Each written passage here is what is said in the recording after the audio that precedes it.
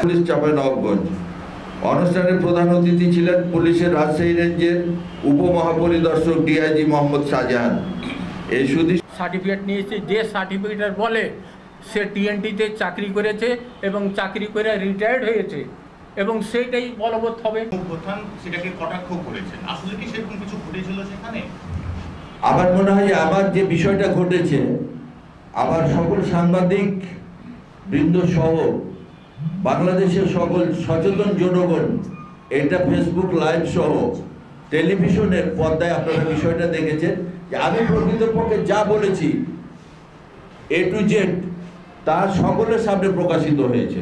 আমার বক্তব্যের মধ্যে আপনারা লক্ষ্য করেছেন কিনা, আমার একজন অত্যন্ত সচেতন একজন সাংবাদিক ফেসবুক লাইভে লতিফুর রহমান সাহেবের যে বক্তব্যের বিষয়গুলো তার সাক্ষাৎকার নিয়ে ফেস টু ফেস প্রকাশ করেছে, যেখানে তিনি আপনারা লক্ষ্য করেছেন যে লতিফুর রহমান সাহেব যে পরে যে একটা সাক্ষাৎকার দিয়েছেন সেখানে তিনি যত নম্র এবং ভদ্র ছিলেন, আপনারা লাইভে দেখেছেন যে তিনি বক্তব্য সময় কত বেশি উগ্র ছিলেন। এখানে আবার বলার কিছু না, আমি সেখানে কোনো কটাক্ষমূলক কোনো কথা কি আপনারা আমার পেয়েছেন?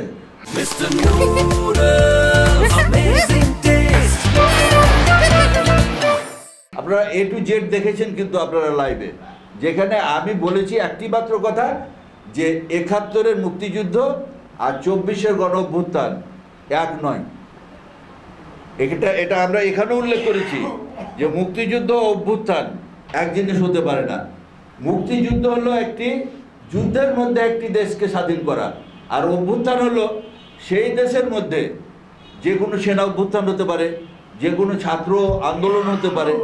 এই বিষয়টা এক হওয়া সম্ভব না। আর একটা জিনিস আছে, আমি বীর মুক্তিযোদ্ধা, আমি ৭১-এ আমার সহযোদ্ধা যে আমার সাথে যুদ্ধ করতে করতে মারা গেছেন, আমি তার আত্মার মাগফিরাত কামনা করতে পারবো না।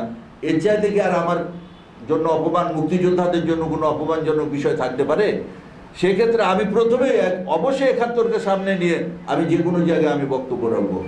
আমার সহযোদ্ধারা এখানে উপস্থিত আছেন।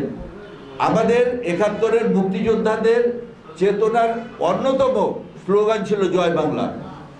আমাকে আজকে এখানে জয় বাংলা বলতে বাধা দেওয়া হয়, কিন্তু আমি একজন মুক্তিযোদ্ধা হিসাবে এই অন্তর্বর্তী সরকার আসার পরে আমার মুক্তিযোদ্ধা প্ল্যাটফর্মগুলোতে আমি আমার মুক্তিযুদ্ধের যে একজন মুক্তিযোদ্ধার যে নিজস্ব স্লোগান আমি সেটা এখন পর্যন্ত আমি দিয়ে আসি এবং এটা দিয়ে আমি আত্মার শান্তি লাভ করি।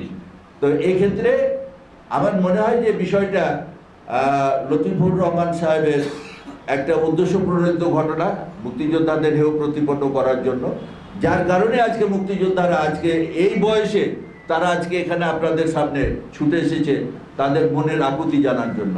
আমার সহযোদ্ধা যার কারণে আমাদের কিছু করার থাকে